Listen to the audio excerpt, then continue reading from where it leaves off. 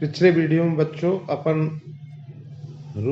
रूसों के मानव स्वभाव और प्राकृतिक अवस्था आदि पर चर्चा कर चुके हैं। इस वीडियो में अपन रूसों के अनुबंध या सामंत समझौते पर चर्चा करेंगे।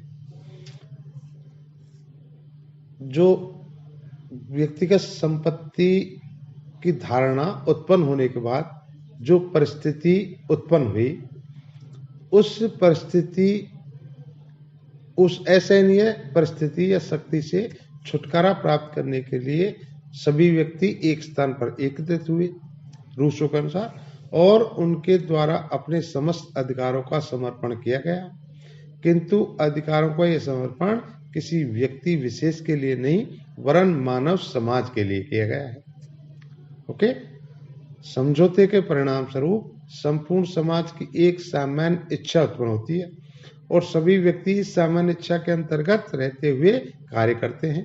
स्वयं रूसो ने लिखा है, प्रत्येक अपने व्यक्तित्व और अपनी पूर्ण शक्ति को सामान्य प्रयोग के लिए सामान्य इच्छा के सर्वोच्च निर्देशन के अधीन समर्पित कर देता है, तथा एक समूह के रूप में हम में से प्रत्येक व्यक्ति समूह के अविभाज्य अंग के रूप में अपने व्यक्तित्व तथा अपनी पूर्ण शक्ति को प्राप्त कर लेता है। अर्थात वो जैसे समूह शक्ति सौंपता है, उसके अंग के रूप में पूर्ण शक्ति को वापस पुनः प्राप्त कर लेता है। ओके, दूसरे शब्दों में कह सकते हैं, अनुबंध द्वारा प्रत्येक व्यक्ति के अपने पूर्ण व्यक्तित्व या शक्तियों को एक ही राशि या ढेर में मिला दिया जाता है और व्यक्ति स्वयं उस राशि या ढेर का एक अविभाज्य अंग बन जाता है। इस प्रकार के पारस्परिक संयोग से उत्पन्न समूह का नाम ही क्या है? राज्य है या राजनीतिक समाज है। रूसों के इस सामान्य समझौते से कुछ विशेषताएं निकल कर आती हैं जिन पर अपन चर्चा कर सकते हैं। फर्स्ट है, रूसों के समझौते के अंतर्गत प्रत्येक व्यक्ति के दो रूप दिखाई पड़ते हैं। ओके, प्रथम व्यक्तिगत और दूसरा समूहगत। समझौते के अंतर्गत प्रत्येक व्यक्ति अपने समस्त अधिकारों का समर्पण कर देता है, किंतु अधिकारों का यह समर्पण किसी व्यक्ति विशेष के प्रति नहीं, वरन संपूर्ण समाज के प्रति किया जाता है। ओके, क्योंकि व्यक्ति भी इस संपूर्ण समाज का सदस्य होता है, इसलिए समाज का सदस्य होने के नाते समूहगत व्यक्तित्व के आधार पर अपनी वे शक्तियां फिर से प्राप्त कर लेता है। ओके, सेकंड, इस समझौते के आधार पर व्यक्ति की स्वतंत्रता सीमित नहीं होगी, वरन यह वास्तविक स्वतंत्रता प्राप्त करेगा, क्योंकि जनहित में कार्य करना या कर्तव्य की भावना का पालन ही स्वतंत्रता है। इसलिए जब राज्य मनुष्य को अपनी इच्छा के अनुसार नहीं, वरन जनहित के लिए कार्य करने के लिए बाध्य करेगा, तो वास्तव में प्रत्येक व्यक्ति स्वतंत्र होने के लिए बाध्य किया जाएगा।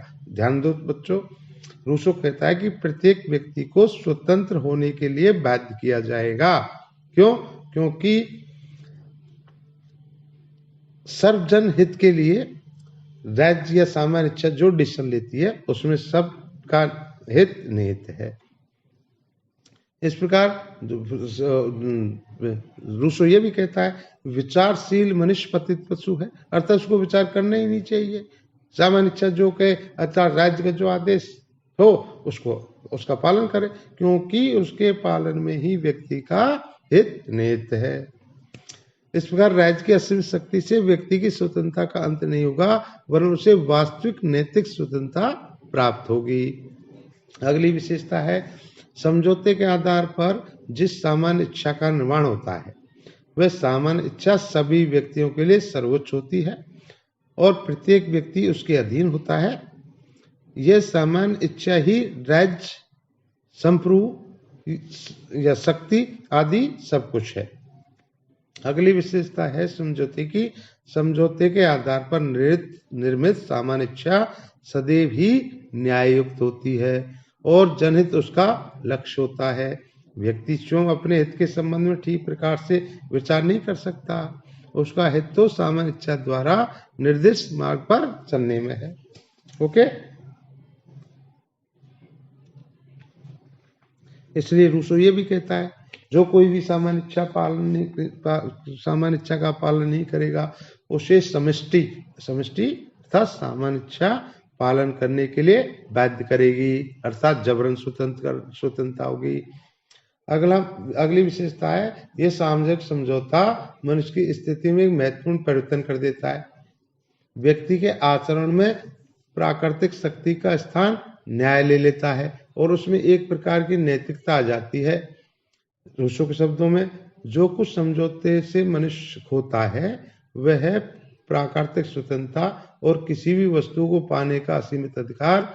जो कुछ वह पाता है वह है सामाजिक स्वतंत्रता और अपनी वस्तुओं पर स्वामित्व। रूसो केवल सामाजिक समझौते को ही स्वीकार करता है, राष्ट्र समझौते को नहीं। समझौते से किसी प्रकार की नहीं वरन सामान्य इच्छा पर आधारित प्रभुत्व संपन्न समाज की स्थापना होती है।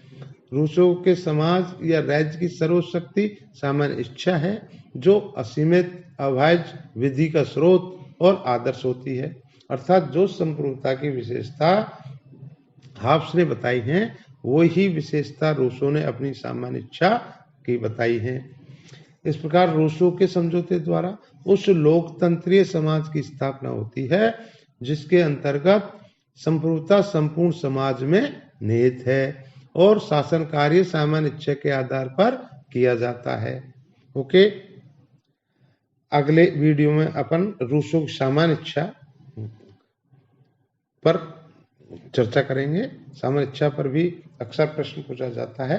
रूसो के अनुसार सामान्य इच्छा ही संप्रभु है, उसकी आज्ञा ही कानून है। ओके, जय हिंद।